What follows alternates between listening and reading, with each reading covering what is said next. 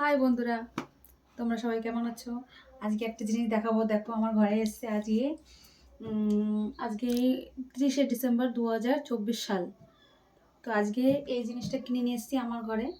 আমার খুবই একটা পছন্দের জিনিস, ফ্রিজ, গোদরেজ কোম্পানি, ডবল ডোরের। অনেক দিন ধরে ভাবছি একটা ফ্রিজ কিনবো, কিন্তু কেনাই হয় না, সেই সুযোগটাই আসে না। তো কেমন হয়েছে দেখো, তোমরা সবাই জানাও। এই দেখো ভিতরটা, আর এই পাশটা দেখো। তো যাই হোক, ফ্রিজটা কেনা হয় না, কারণ কি ভাড়া বাড়ি থাকি, তো সেই জন্য কেনাই হয় না। আগে ছিলাম ছোট্ট একটা ভাড়া বাড়ি, এখন এসেছি একটা পাকা ঘরে, ভাড়া বাড়ি।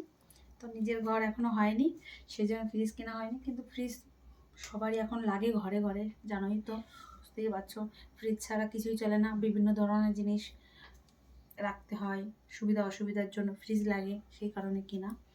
কেমন হয়েছে ফ্রিজটা দেখো, আমার তো খুবই পছন্দ হয়েছে। তোমাদের কেমন লেগেছে জানিও কমেন্টে। Bye bye.